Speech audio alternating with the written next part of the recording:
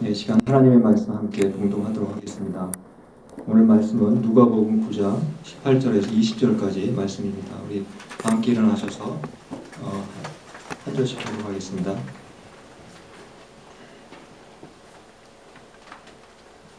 누가복음 9장 18절에서 20절 3절밖에 안 되니까 우리 같이 읽도록 하겠습니다. 예수께서 따로 기도하실 때에 제자들이 저와 함께 있더니 물어 이르시되 우리가 나를 누구라고 하느냐 대답하여 이르되 침례 요한이라 하고 더러는 엘리야라 더러는 옛 선지자 중에 한 사람이 살아났다 하나이다. 예수께서 이르시되 너희는 나를 누구라 하느냐 베드로가 대답하여 이르되 하나님의 그리스도시니이다 하니. 아멘. 앉아주시겠습니다. 이 세상에서 많은 사람들이 따르는 종교와 철학을 우리가 살펴보게 되면은 그것들을 시작한 바로 창시자가 있다는 것을 우리가 알게 됩니다. 보통 우리가 4대 성인이라고 부르는 사람들의 사진을 잠깐 먼저 한번 보시겠습니다. 누가 이렇게 그려놨는데 젊었을 때의 그 모습을 그려놓은 것 같습니다. 첫 번째 나오는 사람이 누군지 아시겠습니까? 왼쪽 바로 소크라테스입니다. 소크라테스이고 두 번째 예수님이시고 그 다음 세 번째 있는 사람이 석가모니, 그리고 네 번째 있는 사람이 바로 공자입니다. 소크라테스는 유럽 철학 사상에 아주 큰 영향을 미친 사람입니다. 그리고 공자는 유교의 창시자이고 또 석가모니는 바로 불교의 창시자에 해당이 됩니다. 이들 철학과 종교를 따르는 사람들은 창시자가 누구이고 또 무슨 일을 행했는가 보다는 바로 그들의 그 가르침의 내용이 무엇인지에 더 큰 관심을 갖고 있고 그것을 더 중요하게 생각을 합니다. 그래서 그들의 경전을 보시면 주로 그들의 그 가르침에 관한 내용들이 훨씬 많이 기록되어 있다는 사실을 우리가 알게 됩니다. 그런데 보통 사람들이 알기로 기독교의 창시자는 예수님으로 알고 있는데 그 예수님에 관해서 기록한 그 복음서, 신약 성경의 복음서를 보시면 예수님의 가르침보다는 바로 예수님이 행하신 바로 그런 행적들이 더 많이 기록되어 있다는 사실입니다. 예수님이 무슨 일을 행하셨고 그리고 예수님이 누구이신지, 즉 예수님이 정체가 무엇인지에 관한 기록들이 바로 그러한 복음서에 기록되어 있다는 사실입니다. 우리가 올해 누가복음을 이미 읽고 있습니다. 오늘까지 누가복음 9장을 지금 읽고 있게 되었는데 지금까지 읽은 누가복음에 어떤 내용들이 기록되어 있다고 여러분 기억하고 계십니까? 우리 피집사님이 기도하시면서 대략 요약을 해주셨습니다. 저도 잠깐 스크린을 보시면서 지금까지 어떤 내용이 있었는지 잠시 한번 보시겠습니다. 누가복음 1장에는 지금까지 보신 대로 예수님이 어디에서 태어나셨는지, 탄생 과정, 어떻게 탄생하셨는지 그 과정을 기록하고 있습니다. 2장에서는 예수님이 어디에서 태어나셨고 그리고 어떻게 자라셨는지, 즉 성장 과정에 관한 기록이 2장의 내용이었습니다. 3장은 침례 요한에게 침례를 받으시는 장면, 그리고 예수님의 족보가 기록이 되어 있습니다. 그리고 4장에는 우리가 설교도 했지만 바로 예수님께서 광야에서 40일간 굶주리시고 마귀에게 시험을 받는 장면이 기록되어 있습니다. 또 회당에서 귀신을 쫓아내시는 장면, 또 베드로 장모의 열병을 고치는 장면이 기록되어 있었습니다. 5장에는 바로 문둥병자와 그리고 중풍병자를 고치는 장면이 기록되어 있었고 6장에 가서 비로소 예수님이 12제자를 부르시고 제자들을 모아놓고 비로소 가르침을 전하는 내용이 기록되어 있었습니다. 제가 지난주에는 바로 누가복음 6장을 주제로 해서 예수님의 제자는 어떤 사람인가, 한마디로 원수를 사랑하는 사람이라고 말씀드렸습니다. 미워하는 자를 선대하라, 그리고 저주하는 자를 축복하라, 모욕하는 자를 위해서 기도하라, 이러한 내용을 가지고 지난주에 제가 6장을 주제로 설교를 했었습니다. 7장에는 백부장의 종의 병을 고치는 장면이 기록되어 있고 또 나인성 과부의 아들을 살려내시는 장면이 역시 기록되어 있습니다. 8장에는 광풍으로 배가 뒤집힐 수 있는 상황에서 바람을 잔잔케 하시는 그런 기적을 행하시는 장면, 그리고 무덤가에서 귀신 들려 살고 있는 사람에게 귀신을 쫓아내는 장면이 기록되어 있었습니다. 또 회당장 야이로의 죽은 딸을 살리는 장면, 그리고 혈루증, 12해 동안 혈루증을 앓았던 여인의 질병을 고치는 장면이 기록되어 있었습니다. 그리고 9장 초반에는 바로 떡 5개와 물고기 2마리로 5,000명을 먹이신 그러한 놀라운 기적의 사건이 바로 기록이 되어 있습니다. 이렇게 예수님의 지금까지 우리 누가복음 9장까지 읽었지만 대체로 예수님이 무슨 일을 행하셨는지 그 행적에 관한 기록이 훨씬 많다는 것을 우리가 알 수가 있게 됩니다. 물론 예수님이 중간중간에 비유의 말씀도 하셨습니다. 그리고 사람들과 만나서 대화하는 장면도 간혹 기록이 되어 있습니다.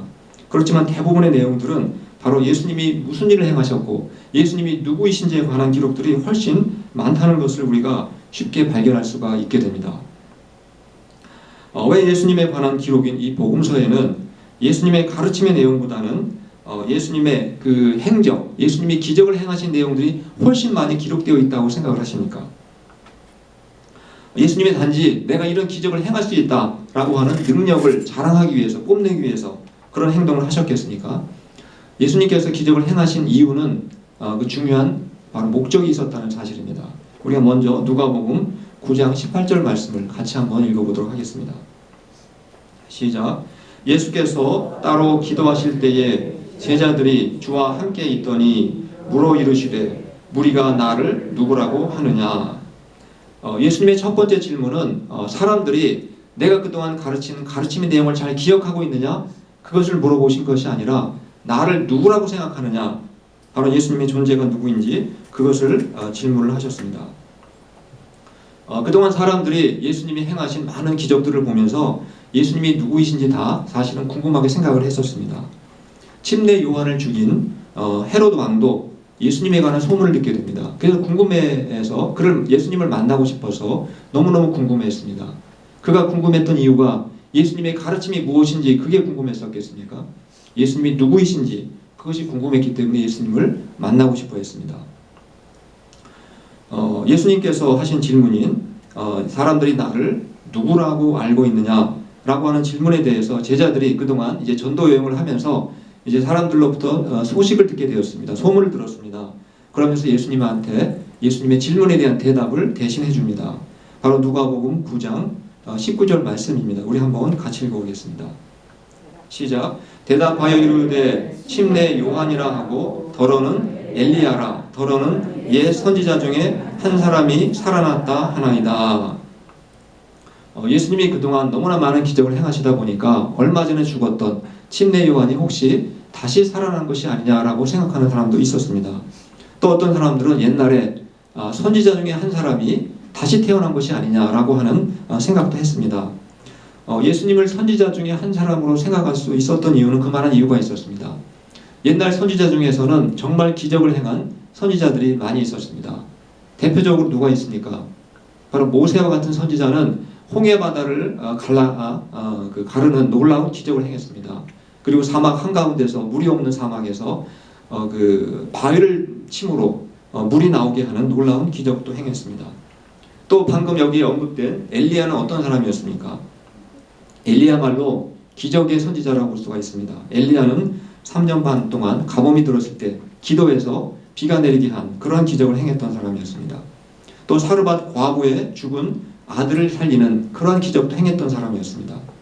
그래서 사람들이 예수님이 기적을 행하는 것을 보고 예수님은 옛날 그 위대한 선지자 중에 한 사람일 것이다 라고 생각하는 것은 전혀 이상할 것이 없는 것입니다. 그러나 그러한 생각은, 그러한 대답은 예수님이 원하시는 대답이 아니었습니다. 예수님이 그래 두 번째 제자들에게 또다시 질문합니다. 그 질문의 내용 우리가 이미 읽었지만 한번 스크린을 보고 우리 다시 한번 보시겠습니다. 오늘 설교 제목이었죠. 한번 제가 읽겠습니다. 너희는 나를 누구라 하느냐? 예수님의 두 번째 질문입니다. 이 질문에 베드로가 예수님이 정말 원하시는 대답을 이제 하게 됩니다. 오늘 누가복음에서는 굉장히 간단하게 기록이 되어 있기 때문에 베드로의 실제 대답을 좀 더 구체적으로 마태복음 16장 16절을 통해서 한번 확인해 보도록 하겠습니다. 우리 다 함께 읽어보겠습니다. 시작. 시몬 베드로가 대답하여 이르되 주는 그리스도시요 살아계신 하나님의 아들이시니이다. 베드로 역시 예수님은 훌륭한 선지자로 생각할 수 있었겠지만 그러나 베드로의 고백은 그것보다 훨씬 넘어섰습니다. 바로 예수님이 그리스도시요 하나님의 아들이다 라고 이렇게 고백을 했습니다. 예수님이 정말 원하시는 대답이었습니다. 그런데 과거에 옛날 모세라든가 엘리야와 같은 선지자도 기적을 행했는데 예수님께서 기적을 행하셨다고 해서 어떻게 예수님은 선지자보다 더 뛰어난 바로 하나님의 아들 그리스도라고 우리가 인정할 수가 있겠습니까? 바로 이러한 의문은 우리도 가질 수 있지만 그 당시 침례 요한도 똑같은 의문을 갖고 있었습니다. 침례 요한은 예수님한테 침례를 주었을 때 예수님이 그리스도이라는 사실을 이미 알고 있었던 사람이었습니다. 그런데 그 당시는 메시아, 즉 그리스도가 이 땅에 오시면 자신들을 억압하고 있던 로마 제국을 하나님이 심판하시고 그리고 이스라엘을 정치적으로 독립시켜 주실 것이다라고 하는 기대감을 갖고 있었습니다. 근데 요한이 이제 감옥에 갇혔습니다. 근데 감옥에 갇혔으면서도 여전히 자신의 제자들을 통해서 예수님이 무슨 일을 행하시는지, 예수님이 무엇을 가르치고 있는지 계속 그 소식을 들었습니다. 근데 소식을 듣자 하니 예수님께서 사람들을 궁일이 여기시고 병자를 고치신다는 그러한 소문을 듣게 되었습니다. 또 예수님이 심판에 관한 설교보다는 주로 자비와 용서와 사랑에 관한 설교를 더 많이 하신다는 소식을 들었습니다. 원수를 심판해도 속이 시원찮은데 원수를 사랑하라, 이러한 설교를 계속 하고 다니셨습니다. 그래서 침례 요한은 감옥에 있으면서 정말 예수님이 정말 구약에서 예언한 메시아가 맞을까, 그리스도가 맞을까, 그러한 의심이 생길 수밖에 없었습니다. 이러한 침례 요한의 의심에 대해서 예수님께서 답변해 주시는 장면이 바로 누가복음 7장 22절의 말씀인 것입니다. 제가 한번 천천히 읽어드리겠습니다. 예수께서 대답하여 이르시되 너희가 가서 보고 들은 것을 요한에게 알리되 맹인이 보며 못 걷는 사람이 걸으며 나병 환자가 깨끗함을 받으며 귀먹은 사람이 들으며 죽은 자가 살아나며 가난한 자에게 복음이 전파된다 하라. 이것이 예수님의 대답이었습니다. 예수님은 내가 메시아다 이런 대답하지 않으셨습니다. 예수님은 침례 요한에게 네가 처음 나에게 침례 줄 때 내가 그리스도라는 걸 믿지 않았느냐, 그리고 침례 요한을 책망하지 않으셨습니다. 예수님께서는 책망하기보다는 지금 내가 하고 있는 일을 네가 눈으로 본 것을 직접 전해줘라, 그렇게 말씀을 하신 것입니다. 아마 침례 요한은 감옥에 있으면서 자기 제자들이 이러한 말씀을 바로 듣게 되었을 것입니다. 침례 요한이 이러한 예수님의 말씀을 듣고 무슨 생각을 했을 것 같습니까? 침례 요한이 이러한 말씀을 듣고 자기가 기대한 메시아가 아니구나, 그리스도가 아니었구나, 내가 잘못 착각했구나, 그렇게 실망을 했겠습니까? 여러분, 침례 요한은 구약 성경의 전문가입니다. 그런 구약 성경에 대해서 이미 많은 것을 알고 있었습니다. 즉 이 침례 요한은 바로 예수님이 하신 말씀이 예수님이 그냥 하신 말씀이 아니라 구약에 이미 기록된 바로 메시아, 즉 그리스도가 어떤 일을 행하실지 예언한 내용이라는 사실을 이미 그가 깨닫게 되었다는 사실입니다. 즉 예수님이 행하신 여러 가지 기적들은 바로 이사야 선지자가 진짜 메시아가 이 땅에 오셔서 하실 일들을 미리 예언했다고 하는 사실들을 그가 감옥에 있으면서 이제 비로소 깨닫게 됩니다. 그럼 이사야가 어떤 예언을 했다고 알고 계십니까? 이사야는 예수님이 오시기 전 700~800년 전 사람입니다. 그가 이사야서 35장 5절로 6절과 61장 1절에서 어떤 예언을 했는지 제가 천천히 읽어드리겠습니다.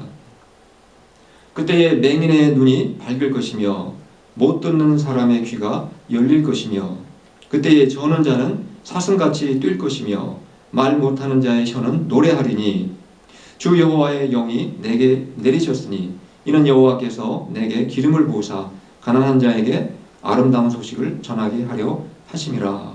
이 말씀은 아까 예수님이 하신 말씀이 아닙니다. 바로 예수님은 바로 구약 성경, 바로 이사야 선지자가 700~800년 전에 예언했던 일들, 바로 그리스도가 이 땅에 오셔서 할 일들을 바로 직접 행하셨다는 사실을 우리가 알 수가 있게 됩니다. 예수님은 바로 700~800년 전 자신에 관한 이 예언의 말씀을 직접 행하심으로 바로 내가 메시아다, 바로 내가 그리스도라고 하는 사실을 증명해 보여주셨다는 사실입니다. 사실 예수님이 오시기 전이나 그 후에도 많은 사람들이 내가 메시아다, 지금도 자기가 예수라고 말하는 이단들이 얼마나 많습니까? 예수님 그런 많은 이단들이 있지만 아무리 자신이 내가 메시아, 내가 그리스도, 내가 하나님의 아들이라고 수천 번을 외친다 할지라도 바로 구약에서 예언한 바로 메시아가 행해야 될 이러한 기적들을 행하지 못한다면 그러한 주장은 거짓 주장에 불과한 것입니다. 비록 구약의 선지자들 중에서 놀라운 기적을 행한 선지자들이 있었지만 예수님이 행하신 기적들과는 사실 비교할 수가 없는 것입니다. 예수님은 수없이 많은 기적을 행하셨습니다. 그래서 예수님은 제자들에게 입으로 내가 그리스도다라고 말하지 않으시고 바로 제자들이 눈으로 직접 보고 깨달을 때까지 기다리셨다가 그들의 입을 통해서 예수님은 바로 메시아이십니다, 그리스도이십니다라고 하는 고백의 말씀을 듣게 되신 것입니다. 사실은 우리가 예수님이 누구이신지 몰라도 우리가 예수님의 가르침을 얼마든지 배울 수가 있습니다. 이 세상에서 예수님을 하나님의 아들로 믿지 않지만 정말 예수님의 가르침을 좋아하고 예수님을 존경하는 사람들이 굉장히 많습니다. 대표적인 사람이 누군지 아십니까? 한번 잠깐 사진을 보시겠습니다. 이 사람 누군지 다 아시겠죠? 바로 인도의 간디입니다. 이 간디는 정말 예수님을 좋아했던 사람입니다. 예수님을 존경하고 예수님의 가르침을 열심히 배웠던 사람이었습니다. 특별히 마태복음의 그 산상수훈을 아주 좋아했다고 합니다. 그렇다고 해서 우리가 이 간디를 예수님의 제자, 그리스도인이라고 부릅니까? 예수님의 제자 또는 그리스도인이란 바로 예수님의 가르침을 좋아하고 그 가르침을 배울 뿐만 아니라 바로 예수님이 하나님의 아들이시오 그리고 그리스도이심을 믿는 사람을 의미하는 것입니다. 옛날 로마 시대 때 네로라는 황제가 그리스도인들을 얼마나 많이 죽였습니까? 로마의 그 황제 네로는 그리스도인들을 이 기둥에다가 수많은 그리스도인들을 매달아 놓고 불에 태워 죽이기도 했습니다. 그리고 또 원형극장에 몰아넣고 굶주린 사자로 하여금 그리스도인들을 잡아먹게 해서 죽게 만든 그러한 일들을 행했던 사람이었습니다. 그가 왜 그리스도인들을 그렇게 비참하게 잔인하게 죽인 것 같습니까? 그리스도인들이 법을 어겼습니까? 그리스도인들은 원수를 사랑하는 사람들이었습니다. 그런데도 불구하고 왜 죽였습니까? 바로 그 이유는 그리스도인들이 바로 예수님은 주님이시오, 예수님이 그리스도이시오, 하나님의 아들이시라는 사실을 고백했다는 그 사실 하나 때문에 그렇게 제자들을 무참하게 죽였던 것입니다. 우리는 그 공자가 어떤 사람인지 몰라도 우리는 공자의 제자가 될 수 있습니다. 왜냐하면 공자가 가르친 그 가르침을 열심히 배우면 됩니다. 또 우리는 석가모니가 누구인지 몰라도 우리는 얼마든지 석가모니의 제자가 될 수 있습니다. 즉 석가모니가 가르친 그 가르침의 내용을 열심히 배우면 석가모니 누군지 몰라도 관계없습니다. 그러나 우리가 그리스도인이 되고 또 예수님의 제자가 되려면 예수님의 가르침을 단순히 배우는 것만으로는 부족하다는 것입니다. 예수님이 누구인지 반드시 알아야 합니다. 즉 예수님이 그리스도이시오 바로 하나님의 아들이심을 믿어야만 그때 비로소 예수님의 제자가 될 수 있다는 사실입니다. 제가 한 가지 질문을 드리겠습니다. 여러분은 예수님의 제자이십니까? 한 분 더 예수님의 제자이시죠? 근데 예수님께서 이제 그 제자들에게 예수님의 제자가 된 예수님이 하나님의 아들이요 그리스도이심을 믿는 제자들에게 이제 너희가 제자가 정말 됐다면 너희에게 필요한 것이 한 가지 더 있다 그 말씀을 하십니다. 그 바로 내용이 누가복음 9장 23절의 말씀입니다. 우리 한번 제자들에게 예수님이 말씀하신 내용을 한번 같이 읽어보도록 하겠습니다. 시작. 또 무리에게 이르시되 아무든지 나를 따라오려거든 자기를 부인하고 날마다 제 십자가를 지고 나를 따를 것이니라. 예수님의 제자로 살아간다는 것은 물론 예수님을 하나님의 아들로 믿는 것입니다. 그런데 그것만으로도 부족하다는 것입니다. 바로 자기를 부인하고 또 자기 십자가를 지고 예수님을 본받으며 살아야 한다고 예수님께서 말씀하고 계십니다. 여러분 예수님 나를 부인하고 십자가를 진다는 게 무슨 의미겠습니까? 여러 가지 설명할 수 있지만 우리는 그 말씀의 문맥 속에서 한번 확인해 볼 수가 있습니다. 예수님이 이 말씀을 하시고 어떻게 하는 것이 나를 부인하고 내가 어떻게 하는 것이 십자가를 짊어지고 사는 것인지 그 다음 구절에서 우리에게 구체적으로 설명해 주십니다. 바로 누가복음 9장 24절 말씀입니다. 한번 같이 읽어보겠습니다. 시작.